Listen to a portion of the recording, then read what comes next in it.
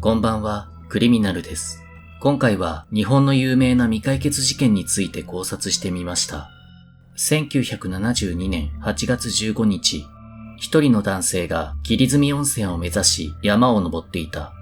男性はその途中である小屋を発見する。ちょうどいい、少し疲れたし、あの小屋でお弁当でも食べよう。そう思った男性はその小屋に近づく。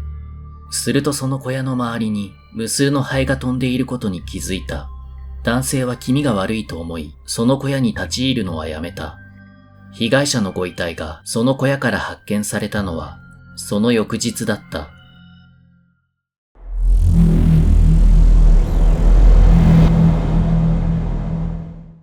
1972年8月16日午後4時半頃、旧臼井郡松井田町の霧積ダム建設現場付近の小屋の中で女性 A さんのご遺体が発見された。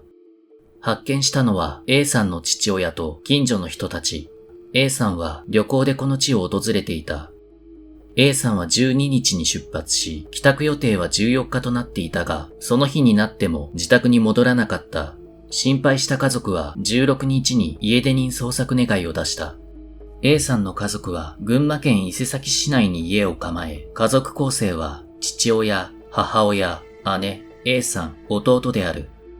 8月16日、A さんの父親は近所の人と共に私的捜索隊を組み、現地へ向かった。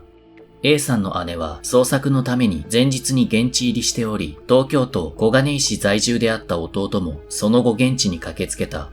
こうして総勢10人ほどが現地に赴き、付近の捜索を開始した。そして捜索から3時間が経過した頃、A さんの父親を乗せた車がある小屋を見つけた。この小屋は国道18号線を霧積温泉方向に霧積川に沿って約7キロ入った地点にある。この小屋は数年前に園庭工事用の作業小屋として使われていたが、しばらくは使われていなかった。A さんの父親らがその小屋へ立ち入ると異臭がし、無数のハエが飛んでいた。そして16日午後4時半頃、一行は A さんのご遺体を発見した。発見時 A さんはノースリーブのブラウスに白いスカートをつけ、白の運動靴を履いていた。また、スカートがまくれているなど着衣に乱れがあった。ご遺体の腕、左の手のひら、左胸、首などに多数の外傷が確認された。いわゆるめった刺しの状態で、直接の死因は深さ8センチ、幅5センチに及ぶ左胸の刺し傷による失血死。死亡推定時刻は13日昼から夕方までの間と見られているが、A さんの下腹部には死後1時間後につけられたと見られる傷がついていた。A さんの所持品はベニヤ板で隠された状態で発見された。中にはカメラ、針が10時9分を指して止まっていた時計、高崎駅のスタンプが押された旅行帳、手編みの帽子、下着類が入っていた。金品が取られていたという情報はない。A さんが発見された小屋は8畳と6畳の2部屋あり、A さんは8畳の部屋で仰向けになって倒れており、その上に生子板がかぶせられていた。その板からは血のついた軍手の跡が確認され、床からは直旅の足跡も複数確認されており、窓は割れていた。また A さんを入り口側の部屋から奥の部屋へと引きずった跡も確認されている。つまり犯人は A さんを小屋の入り口付近で襲い、発見を遅らせるためにご遺体を奥の部屋へと引きずり、板をかぶせて隠したものとみられる。また、小屋付近の道路には車のタイヤ跡が確認されており、おそらく犯人は車を使用したとみられる。犯人は凶器となるナイフ、包丁などを所持していて、直旅の足跡が確認されたことから、警察は犯人は釣り人であるという見方を強めた。なお、警察は小屋の周辺7キロを徹底的に調査したが、凶器は見つからず、犯人の遺留品も全く発見できていない。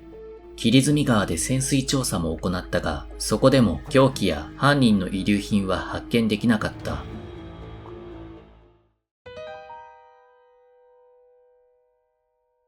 A さんは伊勢崎市内のガソリンスタンドに勤めていた。几帳面な性格で、これまで遅刻や無断欠勤はしたことがなく、職場では信頼されていた。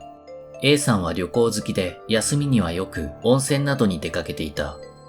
8月12日、もともと A さんは母親と弟と一緒に温泉旅館の金東館に宿泊する予定だった。しかし、前日に弟の都合が悪くなり、母親も行けなくなった。その代わりに母親の知人に声をかけたが、その知人もキャンセルとなり、結局 A さん一人で金東館に行くことになった。12日午前9時過ぎ、A さんは伊勢崎市昭和町の実家から伊勢崎駅まで父親に車で送ってもらった。その後 A さんは伊勢崎駅、前橋駅、高崎駅、横川駅と電車を乗り継いだ。金東館に行く客のほとんどが横川駅から金東館のマイクロバスを利用する。しかし A さんはこのマイクロバスを利用せず、偶然通りかかった国鉄職員の車に同乗させてもらい、駅から約3キロ離れた霧住温泉連絡所へとたどり着いている。この連絡所は金東館への電話予約などを受け付けていた出張所のようなところである。この連絡所から金東館までは約10キロほどの距離だ。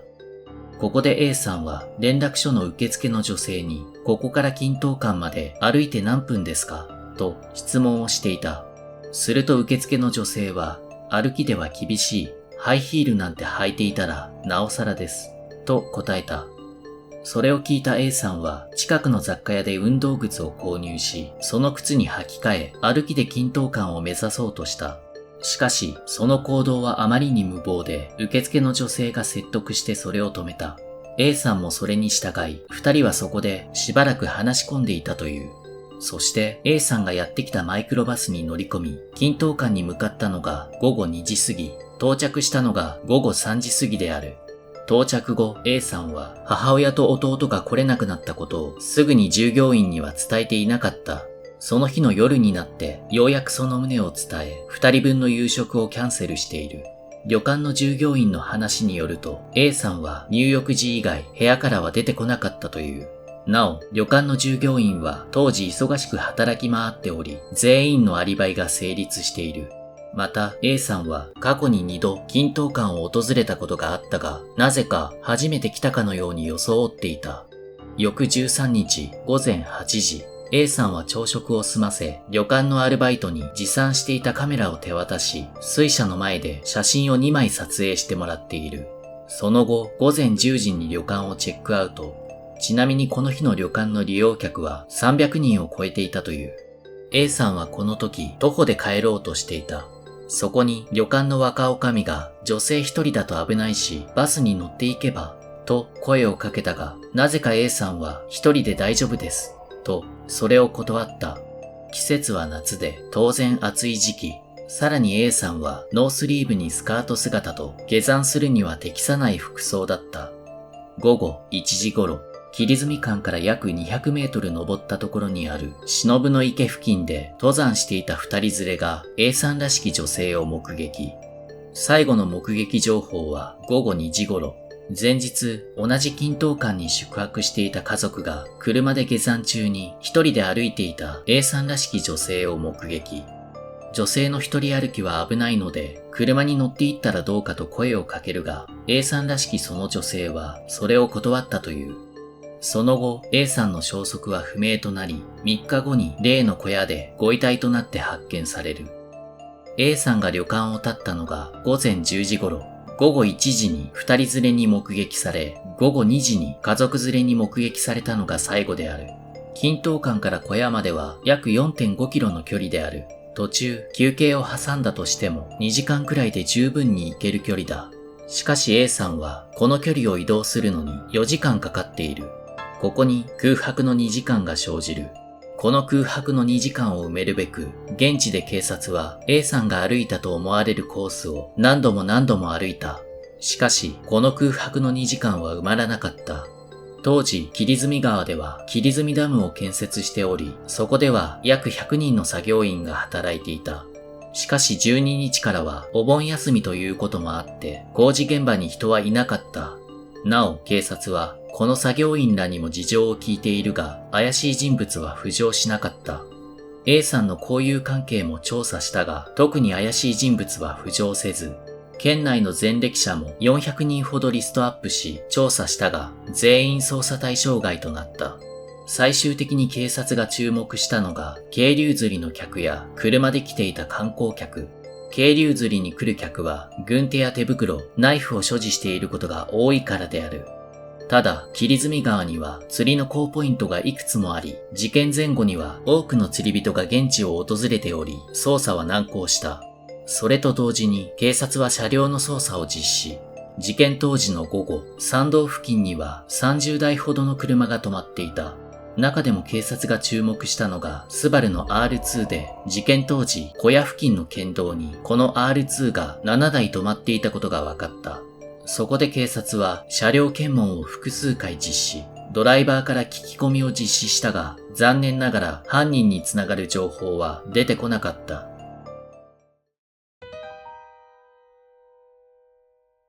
A さんのカメラには A さんが亡くなるまでの間に撮影されたと思われる写真が数枚残されていた。新聞やテレビがこの事件を報道した際、謎の5枚の写真と見出しをつけた。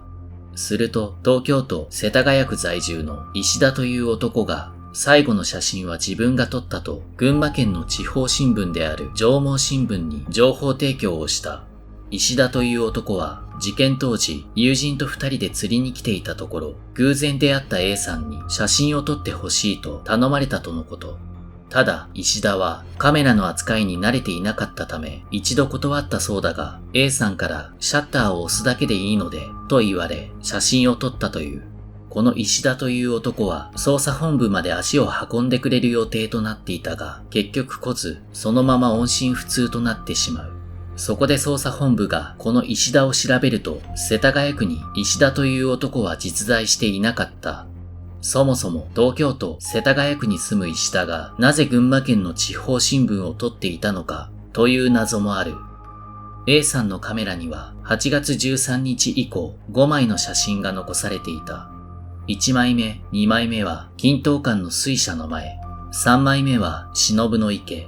4枚目は近藤の滝の前、5枚目は笹やぶの前。この5枚目の写真を見たという近所の方は A さんに生気がなくまるで抜け殻のようで足元には霧が漂っていて足が消えているようにも見えたと話している。警察は多くの捜査員を投入して捜査をしたがこの事件は未だ解決されていない。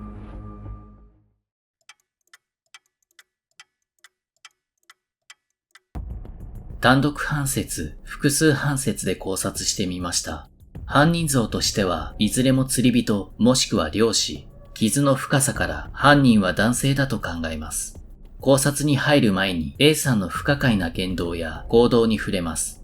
A さんは帰り、なぜバスに乗らず徒歩で帰ろうとしたのでしょうか。服装はノースリーブにスカートと下山するには適していない服装です。また A さんは行きはハイヒールを履いており、途中で運動靴を購入し、それに履き替えています。ですので、帰りは徒歩で下山する予定ではなかったのではないかと感じます。そもそも徒歩で下山するとなると3時間以上はかかる距離で、季節も夏ですので当然暑い時期です。そんな中、一人で歩いて帰ろうと思うでしょうか。また、旅館の夕食のキャンセルを夜になってからしていたり、均等館を訪れるのは3回目であるのに、初めてであるかのように装ったりと、不可解な言動や行動が目立ちます。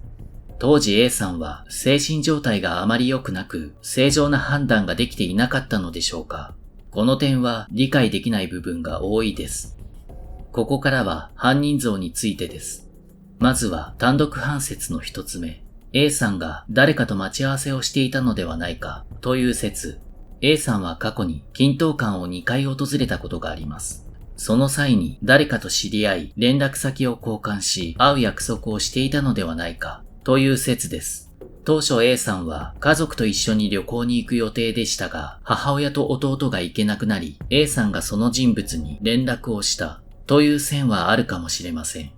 この説ですと A さんが旅館を後にしてからだいぶ時間が経過しているのに旅館から800メートルほどしか進んでいない忍の池付近で目撃されたのも不思議ではなくなります。旅館の近くで待ち合わせをしていた A さんはその人物の車に乗り車内で話し込んでいたのではないでしょうか。そこでいざこざが起き、A さんが車を降りて一人で下山することにしたということも考えられます。また A さんは家族に14日に帰宅すると伝えていました。ただ A さんが旅館をチェックアウトしたのは13日です。もともと13日にチェックアウトする予定だったのか、それとも予定を変更しチェックアウトを早めたのかは調べてもわかりませんでした。もしかすると A さんは13日に誰かと会う約束をしていて、どこかへ宿泊する予定だったのかもしれません。その人物と会うために歩いて帰ると言ったということも考えられます。しかし A さんが誰かと一緒に歩いていたという目撃情報もなければ、警察の捜査で A さんと密かに連絡を取っていた人物というのも浮上していません。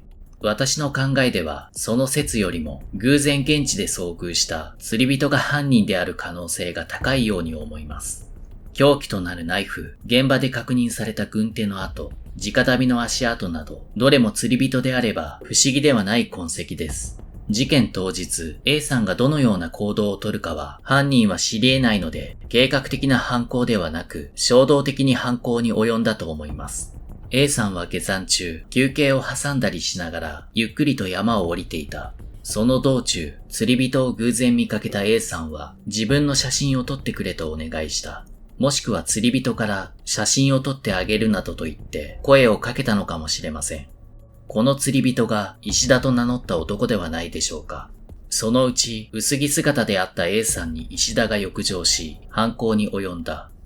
次に複数判説です。事件後、石田という男から情報提供がありましたが、この石田は友人と二人で霧積川に釣りに来ていたと話しています。実は、この石田ともう一人の人物が犯人で、石田が自首しようとしていた、もしくは捜査を撹乱しようとしていた、という説です。まず、この石田という男が事件現場付近に住んでいたとします。石田は罪の意識から自首しようかと思い始めたが、まだ踏ん切りがついていなかったため、まずは地元新聞に情報提供をしようと考え、名前と住所を偽って情報提供をした。しかしそれが途中で共犯者にバレ、自首するのをやめてしまったという説。もしくは捜査撹乱と捜査の進捗状況を確認するために情報提供をしたという可能性もあります。8月13日、犯人たちは忍の池のあたりで A さんを見かけ、写真を撮ってあげるなどと言って声をかけた。そして犯人たちは A さんに付きまとい、4枚目、5枚目の写真は犯人たちが撮影した。その後、犯人たちは A さんを車に押し込み、小屋へ強引に連れ込んだ。そこで A さんを襲おうとしたが、激しく抵抗され、カッとなって手にかけてしまった。